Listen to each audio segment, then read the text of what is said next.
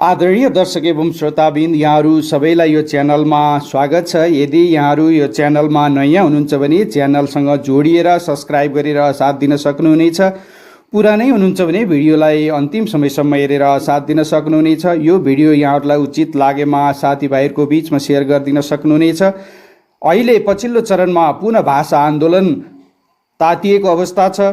नेपालका सवारी साधनहरूको नम्बर प्लेटमा अङ्ग्रेजी भाषा मात्र प्रयोग गर्ने सर्वोच्चको फैसलाका विरोधमा देश तथा विदेशबाट व्यापक विरोध भइरहेको छ। यसै गरी नेपालका विभिन्न क्याम्पसहरूमा अध्यापनरत हाम्रा आदरणीय गुरुहरूबाट पनि त्यसको असन्तुष्टि प्रदर्शन भइरहेको अवस्था छ। विभिन्न क्याम्पसहरूबाट सर्वोच्चको फैसला विरुद्धमा जारी गरिएको प्रेस विज्ञप्ति यहाँहरू समक्ष प्रस्तुत छ। त्रिभुवन विश्वविद्यालय बुटवल बहुमुखी क्याम्पसको तर्फबाट 2077 साल 6 महिना 4 गते जारी गरिएको विज्ञप्ति। नेपाली विभाग प्रेस विज्ञप्ति।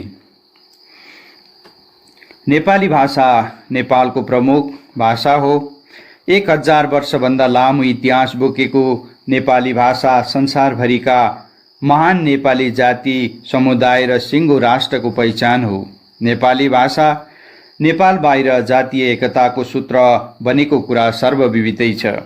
नेपालको संविधान 2072ले नेपाली भाषा सरकारी कामकाजको भाषा हुनेछ भनी स्पष्ट रूपमा उल्लेख गरेकोले नेपाली भाषा नै सरकारी कामकाजको भाषा हो।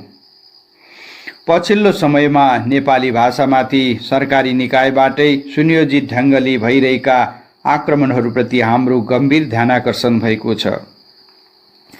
यसै सिलसिलामा अङ्ग्रेजी भाषामा मात्र राख्ने भनिएको इम्बोस नम्बर प्लेटको सर्वत्र विरोध हुँदाहुँदै पनि हालसालै न्यायिक गरिमालाई नै धमिल्याउने ढङ्गले सर्वोच्च अदालतबाट इम्बोस नम्बर प्लेट नेपाली भाषामा नभई अङ्ग्रेजी भाषामा मात्र राख्ने भनी गरिएको फैसलाप्रति हामी खेद प्रकट गर्दै घोर निन्दा गर्दछौँ।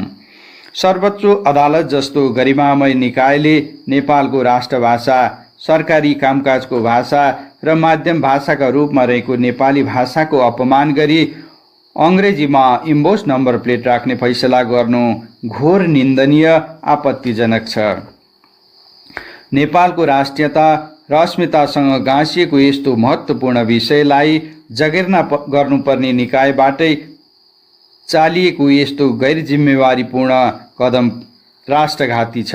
सर्वोच्च अदालतबाट गरिएको यस प्रकारको असंवैधानिक फैसलाको नेपाली विभाग बुटवल बहुमुखी क्याम्पस घोर विरोध गर्दछ। संसारका हरेक राष्ट्रले आफ्नो राष्ट्रभाषालाई पहिलो प्राथमिकतामा र त्यसपछि मात्रै अन्तर्राष्ट्रिय भाषाको हिसाबले अङ्ग्रेजी भाषालाई ध्यान दिने गरेको अन्तर्राष्ट्रिय अभ्यास अनुरूप हाम्रो सन्दर्भमा पनि इम्बोस नम्बर प्लेटमा सुरुमा देवनागरी लिपि र त्यसपछि मात्र रोमन लिपिको प्रयोग गर्नु उपयुक्त हुने भएकाले सोही अनुरूप अगाडि बढ्न नेपाली विभाग बुटवल बहुमुखी क्याम्पस जोडदार माग गर्दछ।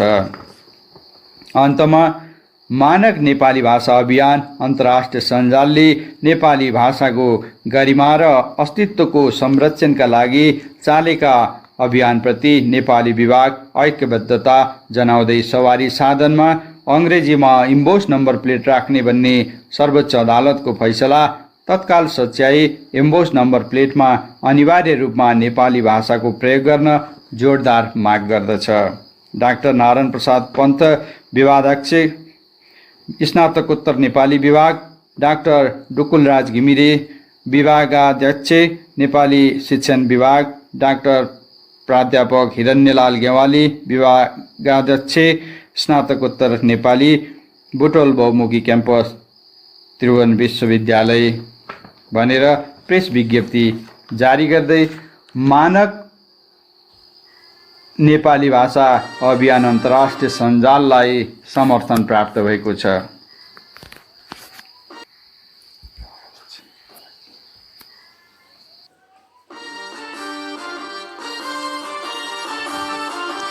त्रिभुवन विश्वविद्यालय त्रिभुवन बहुमुखी क्याम्पस तानसेन पाल्पा नेपालको तर्फबाट 2077 साल 6 महिना 5 गते जारी गरिएको विज्ञप्ति यहाँहरू समक्ष वाचन गर्दैछु। विज्ञप्ति।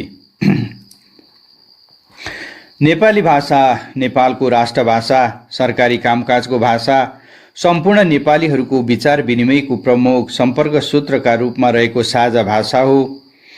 पठन पाठनको प्रमुख आधार नेपाली भाषा देशभित्रका सबै गतिविधिको औपचारिक भाषा पनि हो। यसका साथै भारत, बर्मा, भुटान, थाइल्यान्ड लगायत विश्वका विभिन्न मुलुकमा फैलिएको नेपाली भाषा संसारभरि छरिएर रहेका नेपालीहरूको प्रतिष्ठा र पहिचानका रूपमा रहेको कुरा सबैका सामु छर्लङ्ग नै छ।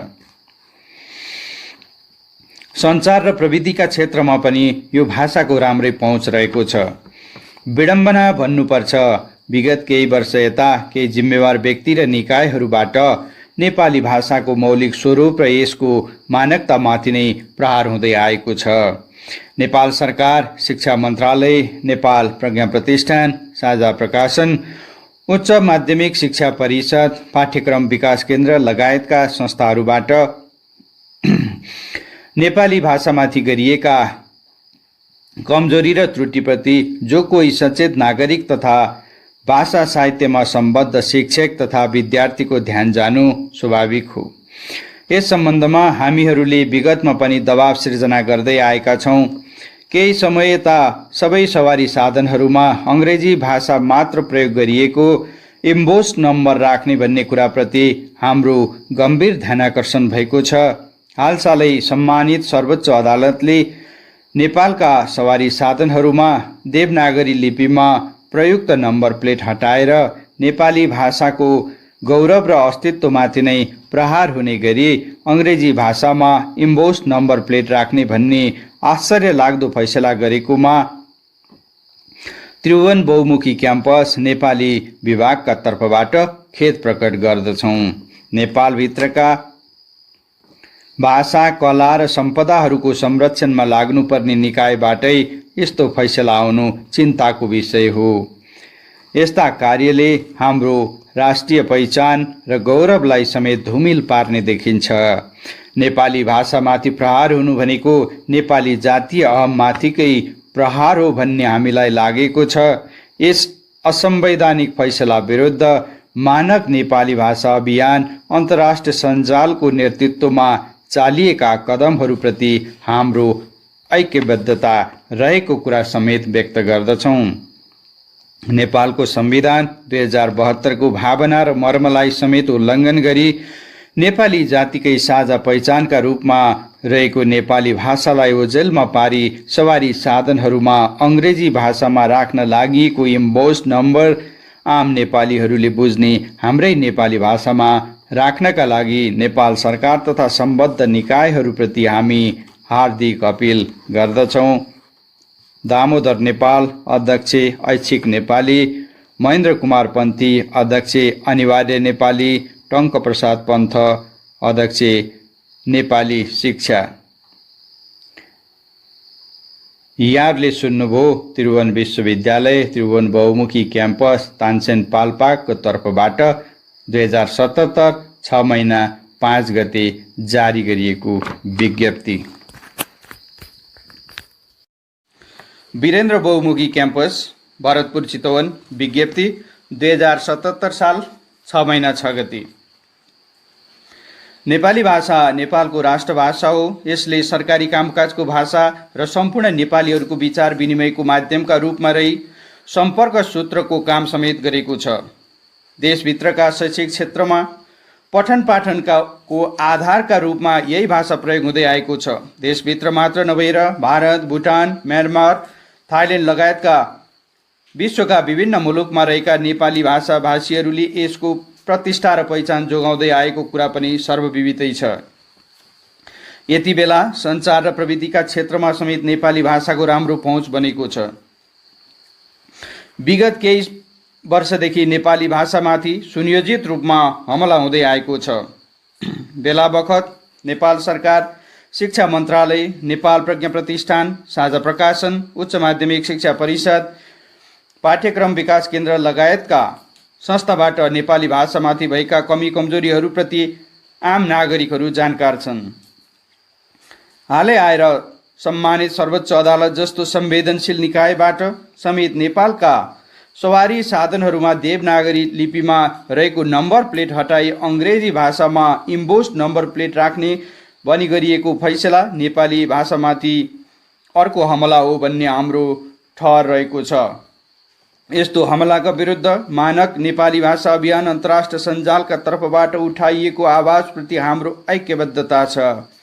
न्यायिक दृष्टिकोणले नेपालको सर्वोच्च अदालत, नेपालको संविधान, नेपाली राष्ट्रियता र नेपाली जाति सबैको संरक्षक, आस्था र भरोसाको केन्द्र हो। तर नेपाली भाषाका विरुद्ध भएको यस्तो फैसलाप्रति आम नेपाली भाषाभाषीहरू दुखी छन्। यस्तो फैसलाप्रति नेपाली विभाग, वीरेन्द्र बहुमुखी क्याम्पस, भरतपुर, चितवन खेद प्रकट गर्दछ।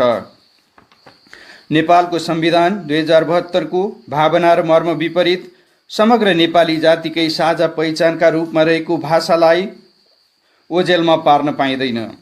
सवारी साधनको नम्बर प्लेट भनेको आम नेपालीले पढ्ने र बुझ्नुपर्ने सामग्री भएकोले उक्त साधनमा लेखिने इम्बोस्ड नम्बर प्लेटमा अङ्ग्रेजी भाषा प्रयोग गर्न गरिएको फैसलामाथि पुनरावलोकन गरौँ। आम नेपालीले बुझ्ने नेपाली भाषाको प्रयोगका निम्ति सर्वोच्च अदालत, नेपाल सरकार तथा सम्बद्ध निकायप्रति हार्दिक अपिल गर्दछु। प्राध्यापक डाक्टर होमनाथ सापकोटा, विभागीय प्रमुख, नेपाली विभाग, वीरेन्द्र बहुमुखी क्याम्पस।